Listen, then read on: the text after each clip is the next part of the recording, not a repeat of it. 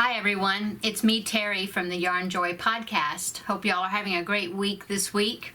I wanted to come on here and make another video giving some more of the wonderful crafting tips that were given to me as an entry or response to my 1,000 subscriber giveaway that I had. And the tips that were given to me were so great that I was wanting to make sure that everybody else knows about them, so I wanted to share them on here. So let's go on with some more of them and see what else we can learn. Okay, so from Tina Brenning, she gave the tip. It says, my tip is to always cake your yarn before you start a project so that you can take care of any tangles or knots beforehand. And that is definitely true. I have been guilty of being lazy and just working with the full skein just from the center, if I can find the center of the skein, that is. Sometimes I can't, but I do know that let's see, that one, I was going to show you this one, but it's connected. Let's see. Okay, so you're working from the middle of the skein, and when it's pretty full like this, then you usually don't have that much of a problem. Occasionally, I will pull out a big ball of what we call yarn barf, but when the skein gets down well, it gets very empty in the middle and it gets very, very floppy. I know that I have a lot of trouble with it tangling up and just being it just collapses on itself and it just makes a big mess. It can. And so that definitely, if you take the time to either wrap your skein up in a big ball, or if you have a ball winder and make a cake, you definitely would avoid those tangles because you'd be taking them out when you're rolling them up, and so that way you won't have to worry about them when you're right in the middle of stitching. So that's a great tip. Myself, I need to remember to take the time to do that ahead of time because it does pay off. Okay, so the next tip is from Ella of No Catchy Name. Hi, Ella. Now this tip was, I talked about it before. I think it was my last tips video. But it is a great tip, and I'll touch on it again. Her tip says, my tip would be when making amigurumi to learn the invisible decrease. It makes the finished project so much neater, and definitely it does. I spoke on my last video. I'm trying to remember, I think it was Sonia Jones that gave the tip, and I have a video that I had linked in that video as far as demonstrating what this invisible decrease is. And so I will pull that link from that video and I'll put it in the description box below just to remind you what an invisible decrease, how it works. And I definitely feel like it's a good thing to know when you're doing amigurumi, because before I used to do a decrease, it was like more like doing 2 stitches together, and it wasn't really, I mean, it's a decrease, but it's not as smooth. I know that it can leave kind of bumps on the surface. So if you do the invisible decrease, it benefits 2 ways. It helps your stuffing not to show through, but also it helps the surface of the amigurumi to look more even, and you can't even tell where those decreases are. So it's definitely a good stitch to learn. Okay, next one is from Margaret Bergen. And she says, my tip is to keep track of what hook size you use for every project. And that's definitely true. Like I've said before, it's really, well, it's very important because I know I have taken a hook out of a project thinking, oh, I'll just use it for something, another project. When I finish, I'll put that hook back, and if the other project takes a while to do, I'll forget to put the hook back. And then especially if that unfinished project sits for a while, the one that I took the hook from, when I go back, I'll try to remember what hook I used, and a lot of times I won't remember unless I have written it down somewhere or keep track of it. So that's definitely a good idea. And there are really good tips on here that different people have given that has been to give you examples of different ways that you can keep track of them. So stay tuned, because there's different ones. I know I think it was I don't remember if it was the last tip video I did or the one before, but somebody had talked about getting beads, finding beads that have letters on them, which you can find them at craft stores and things, and making progress keepers or something that you can clip the work to that's got that letter on there that will tell you what hook size. So that's one way of tracking. And so there's many different ways that you can keep track of what hook size you're using for that project. Okay, so that's a great tip. Next one is from, I believe this is Emily, and the channel name is Crochet Lover Crochet Podcast. And her tip says, my tip would be to roll your skeins into balls or cakes before putting them into storage. I find that this helps compact the yarn better, and you can always buy, so then you'll have room to buy more. So that's true. If you want to go ahead and cake up your yarn even before you have decided what you're going to use for it, as long as you, what's a good idea is I think I showed it a long time ago, but if you use a ball winder and you make the cake, and then you get your label that came on the skein and you roll it up into a little roll and stick it in the middle of that yarn cake when you're lifting it off of the ball winder. That way you can remember what yarn that was and the name of it and the lot number and all that. But anyway, what Emily is saying is, if you cake them up, especially in cakes because they have flat tops, that you will be able to stack your yarn even better, which takes up less room, which you have more room for more yarn. So yes, that's a great tip. Okay, the next one is from Dana from Tabitha's Treasures, and this is a very interesting tip. She says, whenever I need a long starting chain, I tie my straggler into a chair, making a slip knot, and continue doing slip knot motions until the chain is the length that I want. I learned to do this many years ago while in Girl Scouts, she says. It is super fast and extremely easy. I teach this to anyone who wants to learn crochet, because once you get the starting chain out of the way, you can begin teaching them an actual stitch. So that is a very interesting idea. In fact, she said that she taught her husband how to crochet doing it that way for his starting chain. And I do know that her husband does crochet. In fact, I believe he just finished making his 25th Afghan for charity. I think that's what the number was. It was something like that, which I think is just awesome.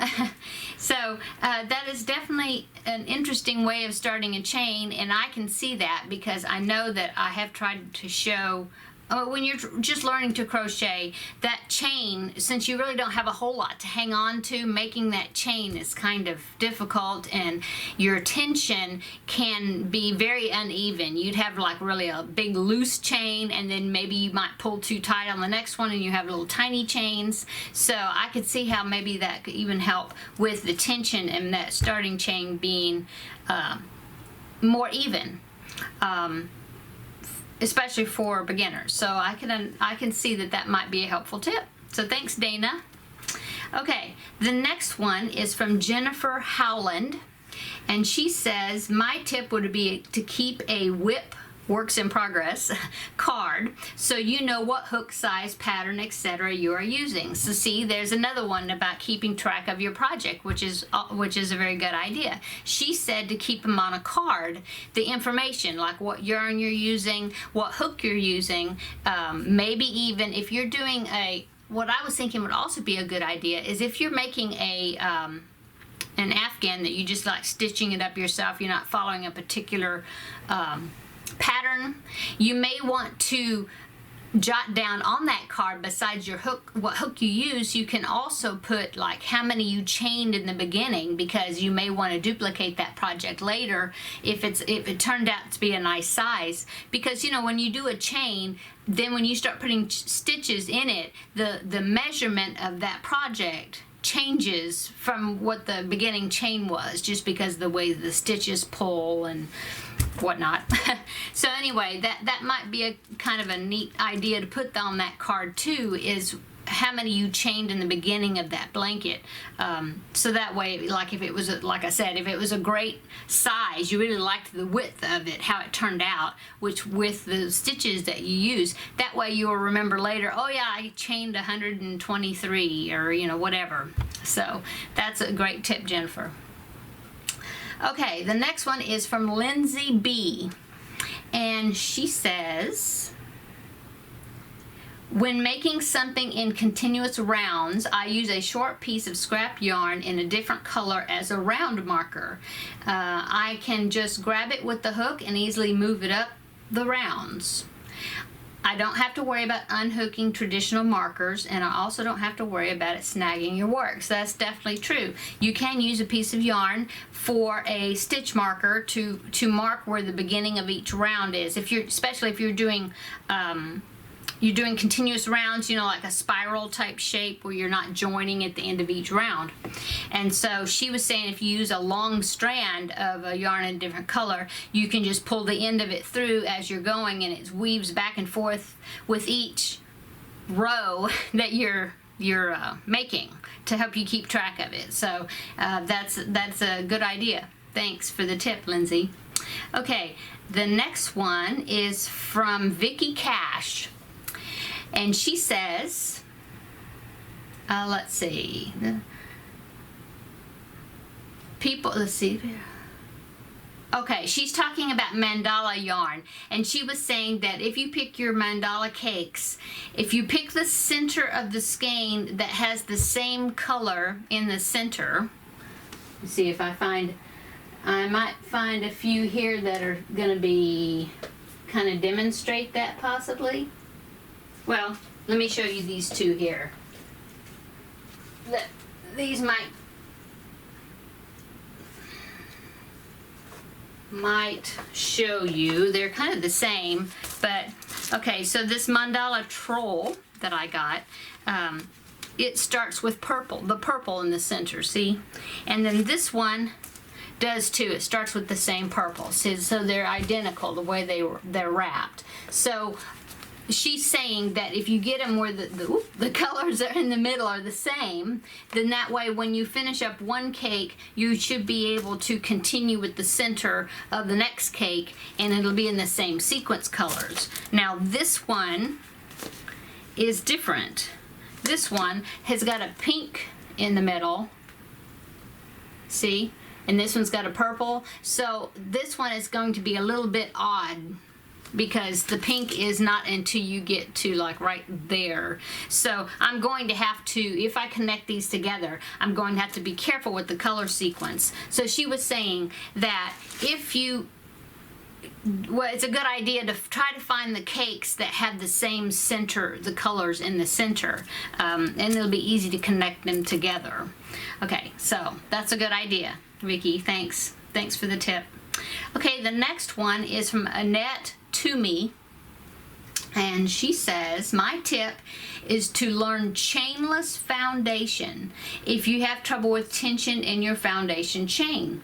You can do it using single crochet, half double crochet, and double crochet. Okay, so I have heard of chainless foundation, a chainless foundation row, and it's a certain type of stitch where you're not chaining across, you are somehow forming the stitches as you're going. So it like takes care of like the first two rows. Let's say a pattern, not two rows, but say a pattern says to chain 57 or something, and then you're supposed to go back down the chain starting in the second chain from the hook and do single crochets all the way across, so you end up with 56.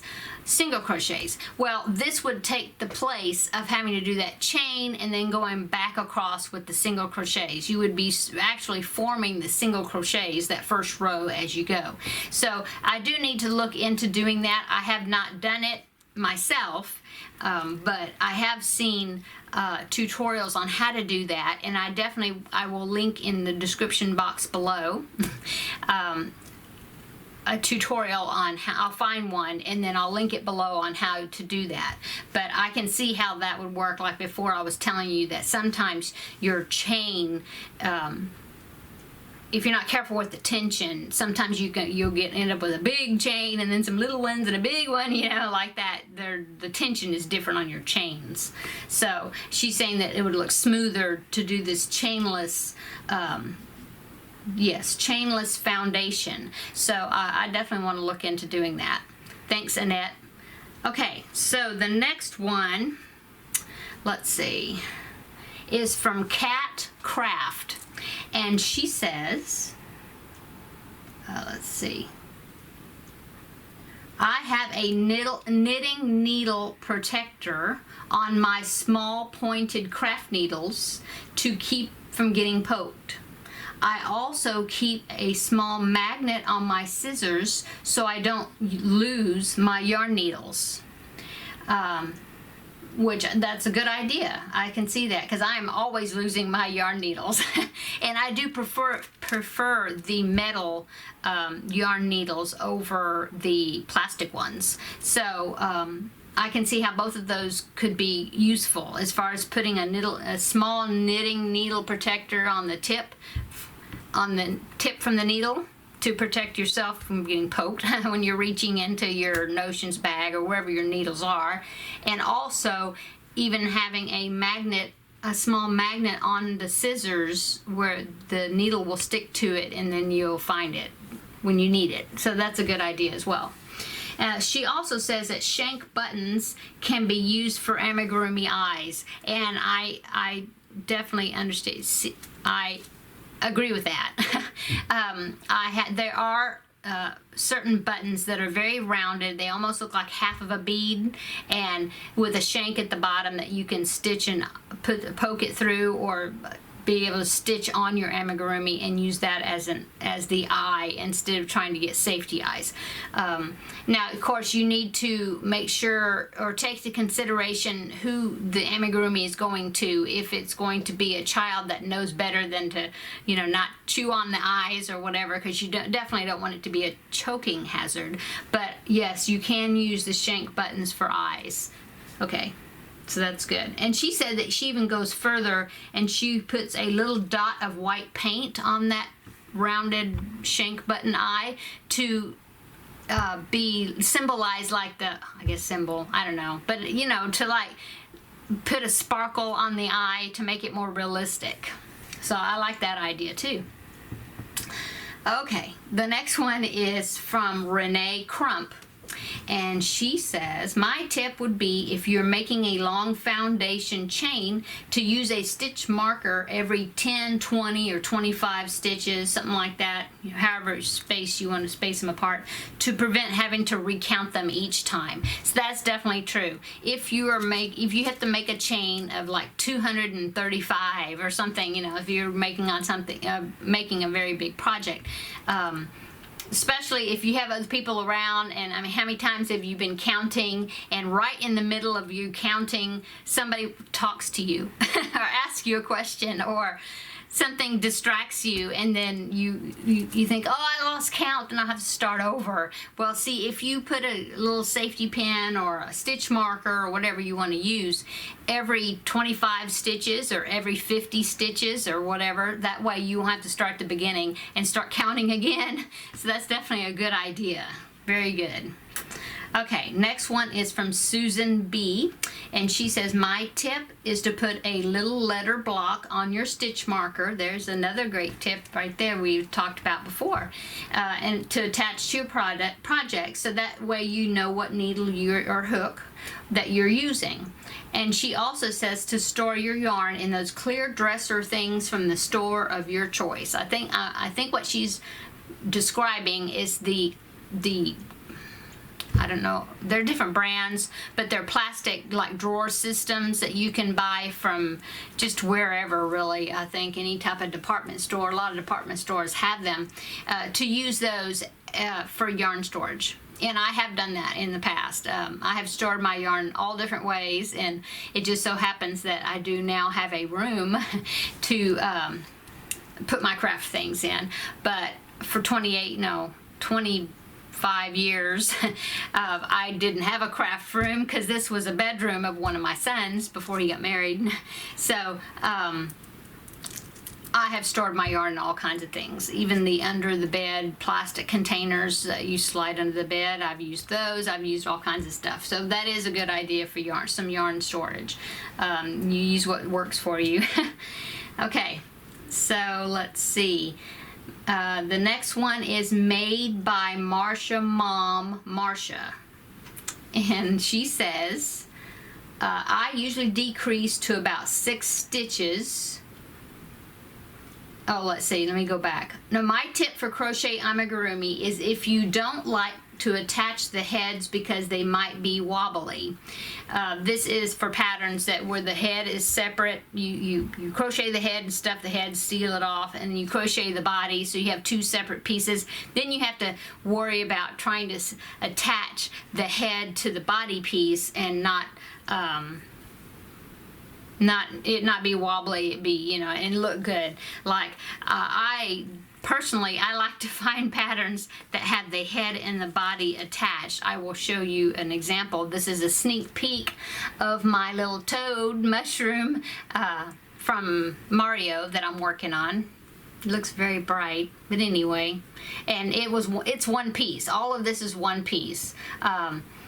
Body, I decreased here for the head, and then the face, and then I had to increase for the big mushroom top on his head.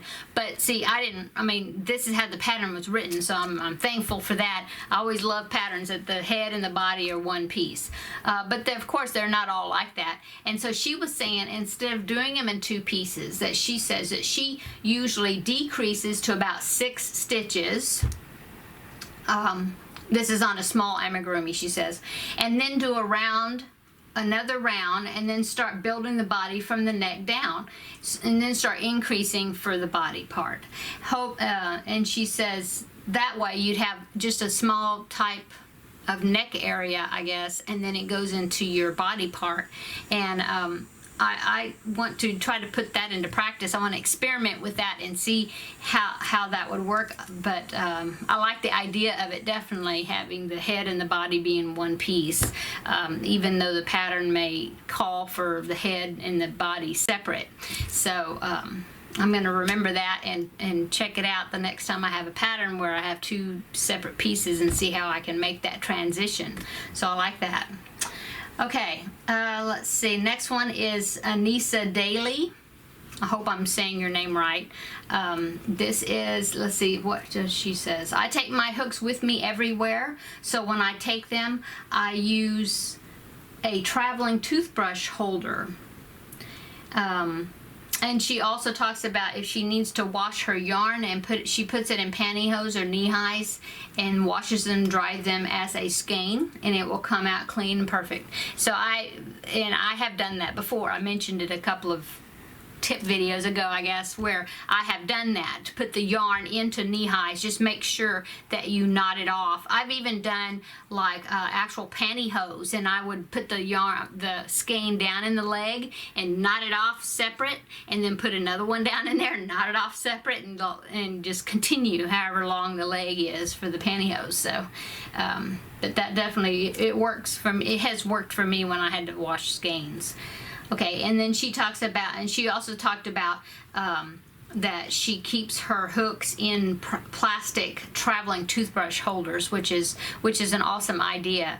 I think I have, let's see, I don't think I've used the toothbrush holder, but I have used the plastic M&M containers that had the flip top, and I have stored toothbrushes, not toothbrushes, oh my goodness, crochet hooks in them. So yes, I can see how the toothbrush holder would be an awesome thing because it has a top on it. So yes. Okay, and then let's see, the next one is from a channel by the name of Taps Ghost Lover. Okay, and so she says, I'm assuming it's a she, I'm not positive though, but this person says, my crochet tip is always weave in your ends as you go. That way, when your project is finished, it is truly finished. And I definitely agree with that. I know if you've been watching all my videos where I'm making all those multiple 365 squares or whatever, that I'm definitely get lots of practice weaving in ends as I'm going. So when I even do other projects, if I'm doing rounds, and I'm changing colors every few rounds, whatever, I try not to go farther or progress ahead, maybe 5, 6 rows or whatever, depending on how many times I'm changing colors, to go back and weave in the ends, because it definitely makes a difference, because I hate weaving in ends and I don't want to have like 50 ends or more to weave in at the end. I just, when I'm done stitching, I want to be done with it. So that's a great thing to remember. So that's a good tip. Okay, next one is Magnolia Baby Crochet, and this person says, let's see, I crochet a lot, but I also do other crafts like cross stitch and some knitting. My tip is more to do with the problems of crocheting a long time. She says that I try to stop and stretch, and also I switch up what projects I am working on so not to fatigue my hands and shoulders, especially my left hand and shoulder, she says. If I'm crocheting a blanket, then after a while, I will go do another activity and then come back and switch to another craft for a while, then go back to my crochet blanket. So you're giving different motions for your muscles instead of the same repetitive thing for very long periods of time. So yes, I do definitely think that's a great tip, that you need to, because if you're like stuck in one position for so long, it can really give you a neck ache or back or shoulders or whatever. So I remember that Jada in Stitches has a great video that she made showing exercises to do for your hands, and you know, different stretches for your hands and arms and back and all that. So I will find that video and I'm going to link it in the description box below, because I think it is a great video and something that we could all put into practice. So we don't want our bodies to wear out before our love for crochet or knitting or any type of crafting does. So okay, so let's see. Let me do 2 more and then I'll let you go, and we'll continue on in another video. So, okay, the Vegan Crafter says, my tip is when making socks 2 at a time. She says that she rolls her yarn in a ball and stores it inside the sock. Now, I have never made socks, but I can see what she's talking about, because and she says that way the 2 balls won't tangle with each other. So that is a good idea. I know there's a way to knit socks 2 at a time. I've seen videos where people are doing that, and the way the sock is a pocket in itself, I can see that would be a great idea to put it in there. Put the ball of yarn in there, especially if you're using more than one. Well, for that it would be more than one skein of yarn or ball of yarn, because you're doing socks, and of course socks, the ball of yarn you're using would not be large, so you could put them down into the socks themselves to keep them kind of separate from each other. And I think you could use that idea, or yeah, like that idea, when you're doing a crochet project. If you are doing it where you're changing back and forth, you might be carrying the yarn, so you have several colors attached at one time possibly. I know, especially if you're doing like a bag or a basket or something, you could keep after you of course make the basket shape is forming, you could keep the yarn inside that basket project and keep the yarn from getting all twisted together as you're working from one skein, one color to the next. So I think that would work in that instance as well. So that's a great tip. Okay, and then the last one, and then I'll let you go, is from Debbie Y. Hi, Debbie. And she says, my tip, when you start a new project, take a picture of it with the hook that you're using. I love this idea. I don't know why I never thought of it before. It says if you put the project away for a little while, and when you pick up it again, you can just look at the picture, if the hook got separated from the project, just like we were talking about earlier, that you can just look at that picture to remind yourself what hook you were using. I think that is an awesome idea, and why I didn't think of it, I don't know. But I think that's great. I mean, you don't have to write anything down. All you do is just snap a picture of it and you're done. You know, put the yarn on. You can even put the yarn wrapper on there to show what color, dye lot, or whatever, besides the hook that you're using along with it, and just snap a picture of it. And then when you're done, if you don't need it anymore, you can just delete that picture, or you may want to save it for future reference because it has the hook on there for what you used. So I think that's awesome. I really like that. Thanks, Debbie. Okay, so that's another group of viewers' comments, tips. And these are just awesome. I'm learning so much from these videos that I'm making, the tips that I'm reading from you, my viewers. And I appreciate it so much, because I'm hoping that other people are learning and taking some information they might not have thought of before from these tips, that they can use them in their crafting endeavors. So that's it for today. I will make a note where I left off. I'm looking at my laptop here, and that way I'll know where to start the next time, and we'll do some more. And I'll go over a few more of the tips, and so anyway, like I said, I'm learning a lot from them, and I hope that you're enjoying these videos and that you're learning a lot from them as well. Okay, so today is Tuesday. When I'm making this is on a Tuesday, so in 2 days will be Thursday, and I will be making my next video, which will be episode number 62, I believe. I think so.